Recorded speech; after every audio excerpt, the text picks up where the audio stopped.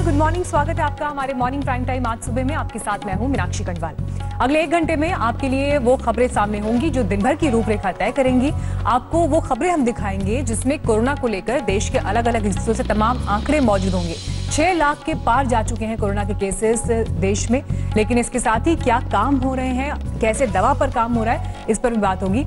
चीन के साथ भारत के रिश्तों पर जो लेटेस्ट डेवलपमेंट है, जानकारी उसकी भी होगी। शुरुआत हम करेंगे 10 मिनट में 50 खबरों के साथ। कोरोना के आंकड़ों का ब्यौरा आपको देंगे। 10:30 बजे चीन के साथ तनाव पर हमारी खास पेशकश, चौतरफा घिरा चीन। और 11 बजे देखिए डबल एंकर शो 1 और 11। और आइए 50 खबरों के बाद आपको सबसे पहले देश भर में कोरोना के आंकड़ों को लेकर ताजा अपडेट दे देते हैं। स्वास्थ्य मंत्रालय द्वारा रिलीज किए गए जो नए आंकड़े हैं वो कहते हैं कि कुल मामले 6 लाख के पार चले गए हैं, जो आप इस वक्त इस तस्वीर में भी देख रहे हैं। 6,04,641 देश भर में आंकड़े हो चुके हैं, जबकि 3,59,000 के करीब लोग स्वस्थ भी हुए हैं। 17,834 लोगों की देश के अलग अलग हिस्सों में कोरोना की वजह से अब तक मौत हो चुकी है। पिछले 24 घंटों पर अगर आप नजर डालें तो पिछले 24 घंटे में 19,148 नए केसेस सामने आए, तो 11,881 लोग स्वस्थ भी हुए हैं। 434 लोगों की मौत पिछले 24 घंटों में रिपोर्ट हुई है। और आपको अब ये राज्यवार स्थिति भी हम एक बार दिखा देते हैं। महाराष्ट्र सबसे ज्यादा प्रभावित राज्य, वहां पर कुल मामले 1,80,000 के पार जा चुके हैं। हालांकि 93,000 लोग वहां पर स्वस्थ भी हुए हैं। 8,053 लोगों की अब तक वहां पर मौत हुई है। बीते 24 घंटे में महाराष्ट्र में 5,000 के करीब मामले बढ़े हैं। दिल्ली की तस्वीर अगर आप देखें, 89,000 के पार जा चुके हैं कुल आंकड़े। 2,803 लोगों की मौत दिल्ली में हुई है। गुजरात की तस्वीर देखिए, 33,000 के पार कुल मामले गुजरात में अब तक रिपोर्ट हुए हैं, जबकि 24,000 लोग स्वस्थ हुए हैं। 1,867 लोगों की गुजरात में मौत हुई है। उत्तर प्रदेश में 24,000 केसेस कोरोना संक्रमण के रिपोर्ट हुए हैं। 718 लोगों की मौत हुई है, जबकि 16,629 लोग कोरोना को मात देकर अपने घरों को लौट चुके हैं। राजस्थान, जहां पर कुल मामले 18,312 हैं, तो वहीं ठीक होने वालों की संख्या 14,574 है, जबकि 421 लोगों की मौत हुई है। मध्य प्रदेश की तस्वीर देखिए, 13,861 कुल मामले, लेकिन इस बीच 10,000 से ज्यादा लोग ठीक भी हुए हैं। 581 लोगों की मौत अब तक मध्य प्रदेश में कोरोना संक्रमण की वजह से हुई है। तो ये राज्यवार स्थिति हमने आपको कोरोना को लेकर दिखाई, लेकिन देश में जिस तरह से आंकड़े 6 लाख के पार पहुंचे हैं वो हमने आपको दिखाया, लेकिन ये एक रफ्तार कैसे बढ़ी है, अब जरा उस पर एक नजर डालिए। पहले 1 लाख केस 119 दिन में हुए थे, 2 लाख केस 15 दिन में बढ़ गए। ये देखिए ये फासला कितनी तेजी से घटा है। 2 से 3 लाख केसेस महज 10 दिन के अंदर हुए हैं, और 3 से 4 लाख केस सिर्फ 8 दिन में। 4 से 5 लाख केस 6 दिन में, और 5 से 6 लाख केसेस पहुंचे हैं 5 दिन के भीतर। कोरोना की ये रफ्तार ये बताती है कि इस वायरस के फैलने की रफ्तार आंकड़ों में जो दिखाई दे रही है, और यही वजह है कि देश में 6 लाख से ज्यादा केसेस अब तक हो चुके हैं। तो तस्वीर हम आपको 18 मई से लेकर 1 जुलाई तक की दिखा रहे हैं कि किस तरह से केसेस बढ़े हैं और कैसे दिनों का ये आंकड़ा लगातार घटता गया है। बात अब कर लेते हैं देश की राजधानी दिल्ली की। कोरोना के केसेस यहां भी लगातार बढ़े हैं। 24 घंटे में कोरोना के 2,000 से ज्यादा केसेस सामने आए हैं। दिल्ली में कोरोना से अब तक 2,800 से ज्यादा लोगों की मौत हो चुकी है। कल दिल्ली के मुख्यमंत्री अरविंद केजरीवाल ने कहा था कि दिल्ली में अब कोरोना कम हो रहा है, लोगों के ठीक होने की दर बढ़ गई है।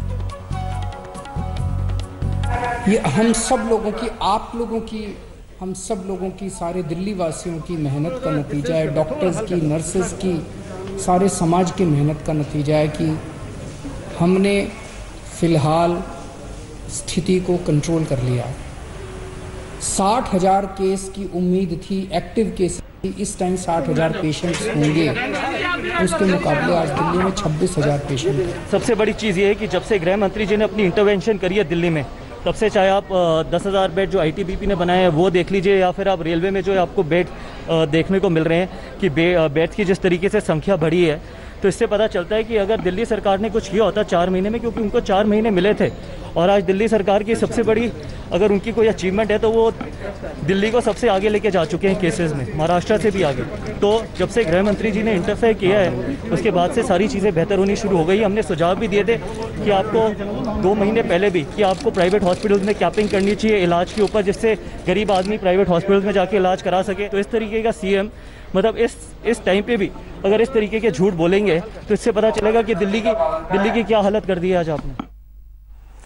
तो गौतम गंभीर यहां पर सीधे सीधे मुख्यमंत्री अरविंद केजरीवाल पर आरोप लगाते हुए कि कोरोना को जिस तरह से डील करना चाहिए था दिल्ली सरकार उसमें विफल रही। जब गृह मंत्रालय ने इसमें इंटरवीन किया, खुद गृह मंत्री अमित शाह मैदान में उतरे, तब जाकर कुछ व्यवस्थाएं दिल्ली में नए सिरे से खड़ी की जा सकी। हमारे साथ और जानकारी के साथ इस वक्त आशुतोष मिश्रा जुड़ गए हैं। आशुतोष, जो हमने ये अभी बयान सुनाया, चाहे गौतम गंभीर जिस तरह से मुख्यमंत्री पर आरोप लगा रहे हैं, कल मुख्यमंत्री ने प्रेस कॉन्फ्रेंस में कहा कि दिल्ली अपना वर्स्ट देख चुकी है, अब मामले कम ही होंगे, लेकिन किस आधार पर मुख्यमंत्री ये कह रहे हैं? और असल में अगर बीते 24 घंटे के आंकड़े में भी देखें तो 2000 केसेस तो पिछले 24 घंटे में भी बढ़े हैं। कहां दिल्ली आज की तारीख में खड़ी है अभी? दरअसल पिछले 6 से 7 दिनों से मीनाक्षी एक डिक्लाइनिंग ट्रेंड दिख रहा है, और ये डिक्लाइनिंग ट्रेंड जो हेल्थ बुलेटिन आता है उससे पता चलता है, क्योंकि यही आंकड़े 3500 4000 तक पार कर चुके थे। जो डेथ रेट था वो भी 70-80 के ऊपर जा रहा था, वो आंकड़े 60 से 65 पर सिमट रहे हैं। साथ ही पिछले कुछ दिनों में 6-7 दिनों में देखा जा रहा है कि केस कल जैसे 2400 तक पहुंचे हैं। रिकवरी रेट जो है वो बहुत ज्यादा बढ़ी है। इसको ऐसे देखें कि पहले 100 में से अगर 31 के 100 टेस्ट होते थे तो 31 पॉजिटिव आते थे, अब 100 टेस्ट में से सिर्फ 13 आ रहे हैं। तो पॉजिटिव केस जिस रफ्तार से बढ़ रहे थे उसमें कमी आ रही है, बावजूद उसके कि दिल्ली में जो टेस्टिंग है वो कई गुना ज्यादा बढ़ गई है। ज्यादा टेस्टिंग के बावजूद उस औसत में केस कम है, पॉजिटिव जो केस है उनकी संख्या में कमी आना, साथ ही अस्पतालों में जो बेड की ऑक्यूपेंसी हो रही थी उस रफ्तार में कमी आ रही है। 2000 केस से भी ज्यादा अगर हर दिन आते हैं, जाहिर है ये राहत की बात तो नहीं है, लेकिन पिछले दिनों जो तस्वीर थी कम से कम उस मुकाबले ये उम्मीद की जा सकती है कि आने वाला समय दिल्ली के लिए राहत लेकर आएगा। चलिए आशुतोष, जो बात आप कह रहे हैं हम भी यही उम्मीद कर रहे हैं कि देश की राजधानी जो कि अब महाराष्ट्र के बाद दूसरे नंबर पर आ गई है, कम से कम उसे जरूर यहां पर राहत मिले। शुक्रिया आशुतोष आपका इस जानकारी के लिए।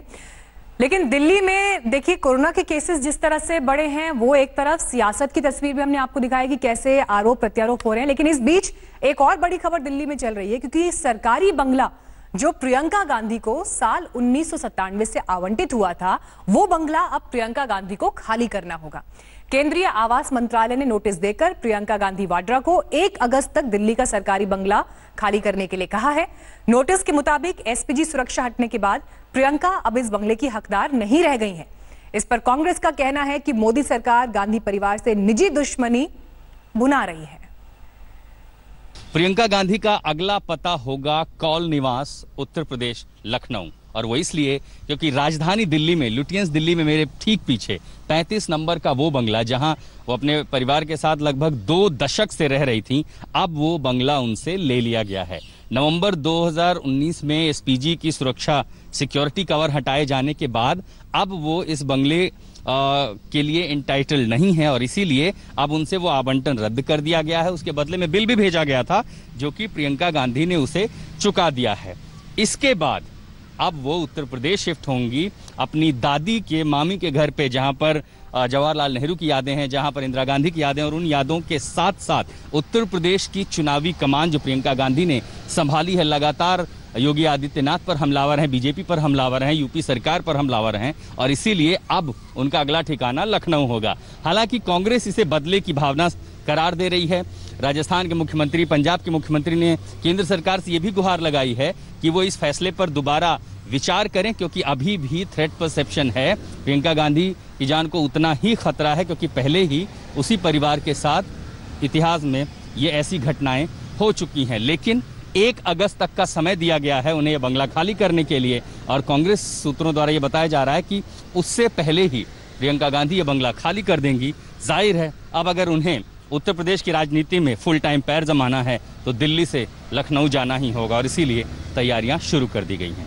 प्रियंका गांधी के बंगले के ठीक बाहर लुटियंस दिल्ली में अजय ठाकुर के साथ मैं आशुतोष मिश्रा, आज तक। तो चलिए, दिल्ली से बंगला खाली करना होगा प्रियंका गांधी को, लेकिन खबर यह है कि प्रियंका लखनऊ शिफ्ट करेंगी। हम आपको लखनऊ के उस घर की तस्वीर दिखाते हैं जहां पर प्रियंका गांधी के शिफ्ट होने की तस्वीर आई। देखिए, ये वो बंगला है।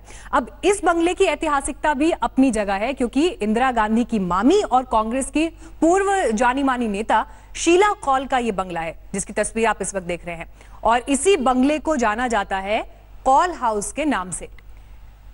कौल हाउस में प्रियंका गांधी के रहने की चर्चा है। कौल हाउस के तस्वीरें भी हम आपको दिखा रहे हैं। अब यहां प्रियंका गांधी शिफ्ट होंगी। और जिस बात का जिक्र, देखिए, अभी आशुतोष भी कर रहे थे कि क्या ये जो वक्त है, जिस तरह से ये फैसला हुआ है, ये एक ब्लेसिंग इन डिस्गाइज होगा, क्योंकि उत्तर प्रदेश की राजनीति में प्रियंका गांधी ने लोकसभा चुनाव के समय में कदम रखा, एंट्री ली और सक्रिय पद लिया कांग्रेस पार्टी में, लेकिन रह वो दिल्ली में रही थी। अब लखनऊ में शिफ्ट होना उत्तर प्रदेश में उनकी मौजूदगी को किस तरह से उभारेगा, ये आने वाले दिनों में पता चलेगा। लखनऊ के गोखले मार्ग पर ये वो बंगला है जिसके बारे में कहा जा रहा है कि प्रियंका गांधी दिल्ली का बंगला खाली कराए जाने के बाद शिफ्ट होंगी। और ये बंगला जो प्रियंका गांधी है, उनकी रिश्तेदार शीला कौल, जो कि इंदिरा गांधी की मामी थी, उनका बंगला है, जो कभी यहाँ पर रहा करती थी। और मैं आपको बता दें हम कि ये बंगला जो अंदर से आप यहाँ से दिखाना मुश्किल है, लेकिन फिर भी इसका जो पिछला हिस्सा है वो काफी बड़ा है। और जानकारी के मुताबिक इस बंगले का आकार इतना बड़ा है जितना बड़ा दिल्ली में प्रियंका गांधी बंगला दिया गया था उससे 3-4 गुना बड़ा है। और ये बहुत पुश्तैनी और पुराना बंगला है जिसमें अब प्रियंका गांधी आएंगी। और ये फैसला हालांकि प्रियंका गांधी ने पहले ही 2019 में कर लिया था, लेकिन तब से रिनोवेशन का काम चल रहा था, फिर लॉकडाउन और कोरोना की वजह से शिफ्ट नहीं हुई। लेकिन अब चूंकि दिल्ली का बंगला उनसे खाली करने के लिए कहा गया है, 1 अगस्त तक टाइम दिया गया है, इसके बाद प्रियंका गांधी ने फैसला किया है कि वो इसी बंगले में रह करके यूपी की राजनीति का संचालन करेंगी, क्योंकि 2022 में यूपी में चुनाव है और बार बार दौरे के लिए उनको आना ही पड़ता है। अभी तक वो दिल्ली से ही यहाँ पर आती थी, लेकिन ये बेहद जरूरी है कि वो यहाँ पर मौजूद रहें और अपने पार्टी कार्यकर्ताओं में जान फूकें, और इसीलिए फैसला किया गया था। फिलहाल अब आने वाले कुछ दिनों के भीतर प्रियंका गांधी यहाँ पर शिफ्ट हो सकती हैं। हालांकि पूरे परिवार के शिफ्ट होने की अभी तक बात नहीं है, क्योंकि ये साफ नहीं है कि कौन कौन के साथ आएगा, लेकिन इतना तय है कि ये उनका वो ठिकाना रहने वाला है जो कि 2022 के चुनाव के लिए यहाँ से रणनीति तय होगी, यहीं पर कार्यकर्ताओं से मिलेंगी और यहीं से वो यूपी की राजनीति पर नजर रखेंगी। आपने ये रिपोर्ट देखी जिसकी जानकारी अभी दे रहे थे हमारे संवाददाता भी कि किस तरह का एक घर है और आगे आने वाले दिनों में क्या हो सकता है। लेकिन आज बड़ी हलचल का दिन मध्य प्रदेश में भी रहने वाला है, क्योंकि शिवराज सिंह सरकार का कैबिनेट विस्तार है।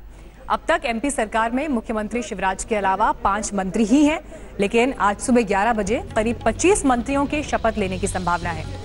शिवराज मंत्रिमंडल विस्तार आज इसलिए भी अहम है क्योंकि कमलनाथ सरकार गिरने के बाद कांग्रेस के कद्दावर नेता ज्योतिरादित्य सिंधिया बीजेपी में आ चुके हैं। ऐसे में सबकी निगाहें इस बात में हैं कि शिवराज के मंत्रिमंडल में ज्योतिरादित्य सिंधिया की कितनी पकड़ होगी और उनके कितने विश्वसनीय लोगों को यहां पर जगह मिलती है। लंबे इंतजार के बाद आखिरकार शिवराज सरकार का कैबिनेट विस्तार आज होने जा रहा है। मैं इस वक्त राजभवन के बाहर मौजूद हूं। राजभवन में सुबह 11 बजे शपथ ग्रहण का कार्यक्रम आज रखा गया है, जिसमें तकरीबन माना जा रहा है कि 25 से 26 मंत्रियों का शपथ ग्रहण समारोह आज हो सकता है। और राजभवन के बाहर की जो तस्वीरें हैं ये इसलिए क्योंकि यहीं से होकर के तमाम जो नए मंत्री और इसके साथ ही मुख्यमंत्री और भाजपा के जो तमाम आला नेता हैं, जिसमें अब ज्योतिरादित्य सिंधिया भी शामिल हैं, वो सभी लोग राजभवन में इसी गेट से अंदर जाएंगे और यहाँ जाकर के अंदर जो हॉल है वहाँ पे शपथ ग्रहण समारोह होगा। एक दिन पहले ही आनंदीबेन पटेल का शपथ ग्रहण समारोह हो चुका है और उसके बाद आज आनंदीबेन पटेल शपथ दिलाएंगी नए जो मंत्री हैं शिवराज सरकार के। उन्हें फिलहाल सूची जो है वो अभी राजभवन नहीं पहुंची है, लेकिन माना जा रहा है कि 25 ऐसे नाम हैं जिन्हें आज शपथ लेनी है। और ये जो शपथ ग्रहण है ये इस लिहाज से बेहद ज्यादा खास हो जाता है क्योंकि सिंधिया समर्थक वो तमाम नेता जो इस्तीफा देके कांग्रेस से भाजपा में आए हैं, उनमें से कईयों को इस कैबिनेट में आज जगह मिलना है। और ऐसे में भाजपा के सामने चुनौती थी अपने कई नेताओं का पत्ता काटने की। देखना यह है कि ये जो अब बैलेंस बनाया गया है सिंधिया समर्थकों और भाजपा नेताओं के बीच, इनमें से कौन बाजी मारता है, किसको सिंधिया समर्थकों को या फिर भाजपा को ज्यादा जगह मिलती है शिवराज सरकार के इस नए कैबिनेट में। लेकिन इतना जरूर तय है कि आज जो शपथ ग्रहण हो रहा है वो कहीं ना कहीं मध्य प्रदेश में आगामी जो 24 सीटों पे विधानसभा उपचुनाव होने हैं उसे ध्यान में रखकर जरूर किया गया होगा। रवीश पाल सिंह, भोपाल, आज तक। इसी के साथ यहां हम रुक रहे हैं ब्रेक के लिए, फौरन लौटेंगे, देखते रहिए आज तक। कल सोपोर में आतंकी हमले में शहीद हुए सीआरपीएफ के हेड कांस्टेबल दीपचंद वर्मा को आज जम्मू कश्मीर में श्रद्धांजलि दी गई। दीपचंद वर्मा राजस्थान के सीकर के रहने वाले थे। 6 महीने पहले ही उनका प्रमोशन हुआ था। घर पर उनकी मां, पत्नी और 3 बच्चे। दीपचंद वर्मा, शहीद दीपचंद वर्मा।